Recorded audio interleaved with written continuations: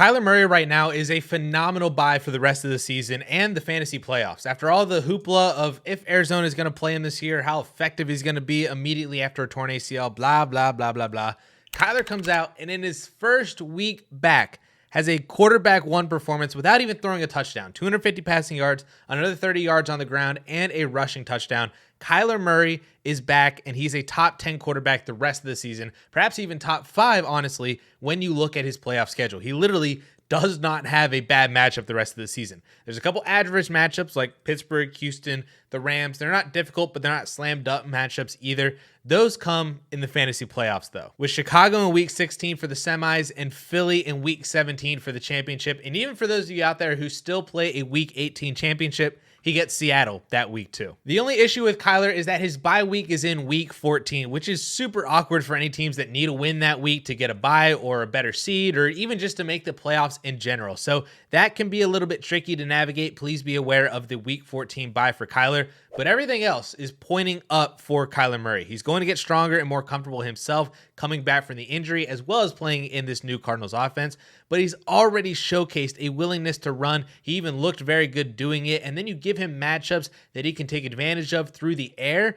This is just the perfect storm of fantasy production for a Konami code quarterback. And not to mention from a dynasty standpoint, just being able to buy him for 2024 and beyond as well, not even just for this season. You're buying a very young quarterback who can be elite for many more years to come. So if you can flip Anthony Richardson for him, Trevor Lawrence for him, or Justin Fields in a second, Bryce Young in a first, or just straight up pay a first and a second, or even 2 firsts for him. I'm making all of those moves right now to acquire a quarterback that I believe can be a league winner in 2023 and beyond. But speaking of someone who's been playing like a league winner recently, Dak Prescott is another great buy target at the quarterback position. We had a very rough start at the beginning of the season. Not going to lie, it wasn't looking pretty, averaging only 12.5 points per game through the first 5 weeks. But since week 6, he's the QB1 overall in total points with a bye week thrown in there, averaging 30 fantasy points per game. Just insane production over the last month or so. And then when you look at his schedule for the rest of the year, Carolina in week 11, which looks tough on paper, but they've played really bad quarterbacks, but were torched by Jared Goff and Tua.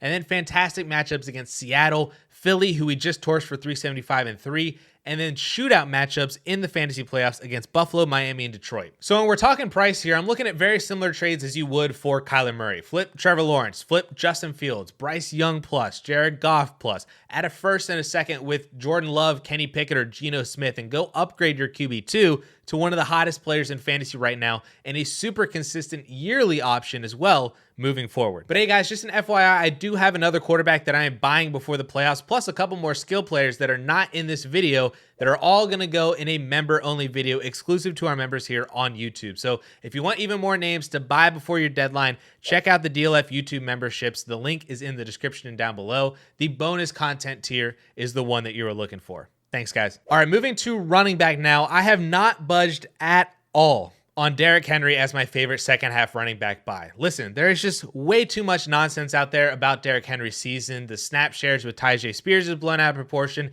His drop in production is just not really true. Derrick Henry is still Derrick Henry, and I have a few arguments to prove that to you. Number one, from 2019 to 2022, Henry's splits in Titans wins and losses were 23 fantasy points per game in wins and 13 points per game in losses. In 2023, his splits are almost 20 points per game in wins and 11 points per game in losses. His fantasy points per touch from 2019 to 2022 was 0.83, and his points per touch this season is 0.75. And on the year, Henry has eclipsed 100 total yards in 5 of 9 games and had 95 yards in a 6th game as well. And he's still on pace for 1,200 rushing yards, 300 receiving yards. The main differences that we're seeing this year for Derrick Henry are just total rush attempts, which is from lower carry totals in losses, like what happened this past week against Tampa, plus that loss to Cleveland a few weeks ago. And the other big difference is total touchdowns. He only has 4 through 9 games, which is kind of insane to say only 4 touchdowns in 9 games, but he just hasn't had the same goal line opportunities as he's had in year past.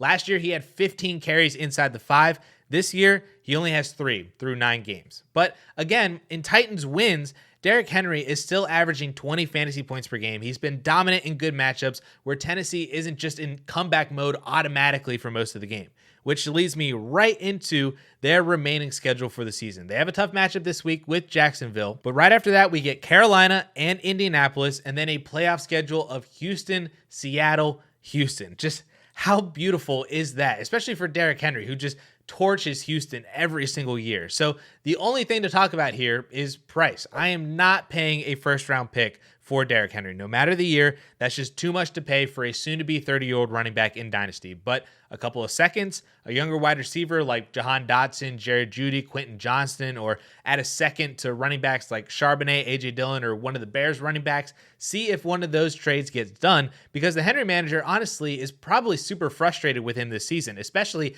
after his 3-point performance this past week. I've already heard frustrations and aggravations from Derrick Henry managers asking me if they should sell him right now. And I'm saying, no, you should actually be buying. It might be a pretty easy buy as well for a running back who is still an elite producer for fantasy and it has an amazing playoff schedule for the remainder of the year. The other running back that I'm starting to get all in on again is DeAndre Swift, who's just crushing it this season as a top 10 fantasy running back, doing everything that we wanted him to do in Detroit. He's tied for 8th in the league in carries, tied for 7th in the league in receptions, and like I said, he's currently top 10 in total fantasy points on the season, which is kind of crazy considering that he only has 4 total touchdowns this year, despite having the 6th most touches on the year at the running back position. And then again, you look at his remaining schedule. A tough week this week against the Chiefs, but then average matchups against Buffalo, San Francisco, and Dallas, and then Seattle in week 15, Giants in week 16, and Arizona in week 17 for the championship.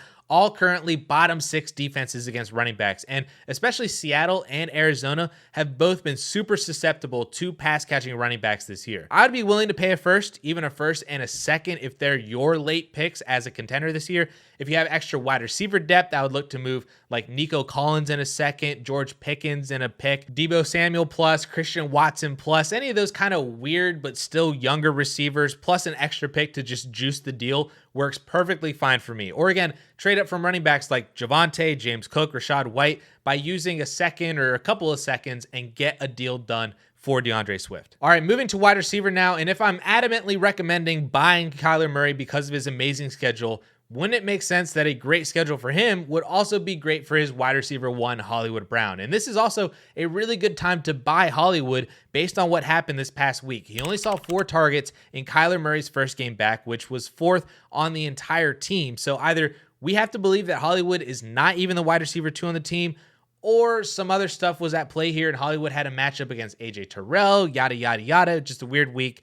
I don't expect Hollywood Brown to not be the wide receiver 1 moving forward, but the manager who has him might be a little bit worried after that week, and you can swoop right in and pull him away a little bit easier. I mean, let's not forget last season that Hollywood is averaging 18 fantasy points per game with Kyler Murray last year as the wide receiver 1 on the team that already had Rondell Moore, had Zach Ertz, Trey McBride, James Conner, basically the entire team that he's playing with right now, same as last year, 18 fantasy points per game. And then you pair that with his playoff schedule of Pittsburgh, San Fran, Chicago, and Philly. And this is a wide receiver 2 with wide receiver 1 upside if I've ever seen one. The only issue, just like what we had with Kyler Murray, is the week 14 bye week. So again, be aware of that if you really need to win that week. But chances are you already have solid receivers, and buying Hollywood now is a nice luxury add-on for your roster, especially at his current prices, like Dalton Schultz in a second, Christian Watson basically straight up, Chuba and Michael Thomas, a Jerry Jeudy swap for Hollywood Brown. Like, these are such easy deals to be making right now for a player who not only could help deliver you a championship this year, but is also still only 26 years old and could be that steady wide receiver 2 on your team with spike week wide receiver 1 weeks for you in 2024 and beyond. Another one of my favorite wide receiver targets for the playoffs is Tyler Lockett, who, yes, has definitely had some ping pong weeks this season, but he's still been Tyler Lockett and his ceiling is still really high. In fact, his floor weeks haven't been horribly bad. He hasn't been below 6 fantasy points since week 1, and even his more average floor is like 8 to 9 fantasy points. But his ceiling is still 20 plus points, like we've seen actually in 2 of the past 3 weeks. And while all of us in the Dynasty community are just foaming at the mouth for JSN's breakout and his future, I think we're overlooking the fact that Tyler Lockett is still the wide receiver 1 on this Seahawks team, averaging almost 8 targets per game. And that's usage that I want on my team with the upside that he has to be a main reason why you win a week in fantasy. And again, look at the schedule. San Fran twice, who have been torched by Puka, Jamar Chase, Jordan Addison. Even Christian Kirk had a 100-yard game on them this past week. Philadelphia, Tennessee, Pittsburgh, again, all bottom 7 defenses against wide receivers in your fantasy playoffs. And then you look at the price, I mean, we're talking a second, and a third. I mean, him and DeAndre Hopkins are basically the same exact player, but Lockett is in a way better situation with a way better schedule, yet you can trade DeAndre Hopkins for Tyler Lockett plus right now. There really may not be a better wide receiver to go buy before your deadline than Tyler Lockett when you consider his upside, his schedule, and the price to go buy him. So please go make trade offers for Tyler Lockett immediately. And while we're on the topic of Seahawks wide receivers, I will also add that obviously a good schedule for Tyler Lockett means a good schedule for DK Metcalf, which might sound gross given how horribly underwhelming he's been this year, but DK did just have a really solid week, going 7 for 98 on Sunday, and he's always a threat to put up 20 plus points in any given week. I kind of liken this to like Mike Evans last year, who again wasn't really doing all that much last year, and then boom, championship week, 40 fantasy points, 3 total touchdowns. That's what we could get from DK Metcalf this year. He has the exact same type of upside any given week. And if you can pull him away for less than a first-round pick in Dynasty, I'm doing that so easily. Or move Debo, Nico, Watson. Again, all those weird wide receivers. Try to pull away DK Metcalf on the cheap from a very frustrated Dynasty manager just to see what happens at the end of the year. And our last player in this video at the tight end position is Jake Ferguson, who's essentially just been a 1-for-1 replacement for Dalton Schultz in this offense and has been a pretty consistent every week starter at the tight end position with 5 double-digit points in his last 6 games, and he's either caught a touchdown or 5 or more receptions in all but 3 of his games played. And as I was touting Dak Prescott's schedule earlier, the same thing applies here for Jake Ferguson. Good matchups against mediocre defenses in what should be some really fun shootout games. Philly, Buffalo, Miami, Detroit.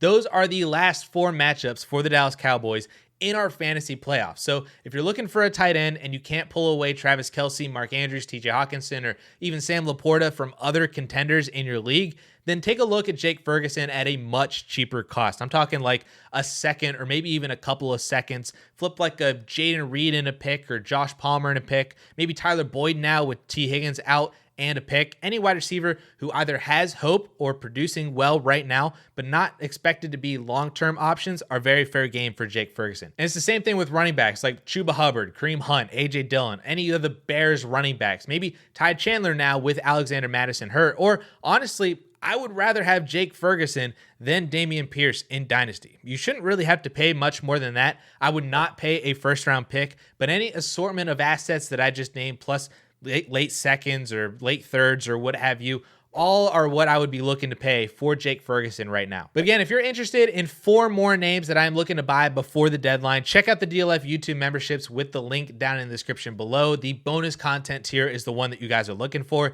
That video is going to be out before the end of the week. And until then, if you're interested in updated Dynasty running back rankings halfway through the season, then you guys can check out that video right up here.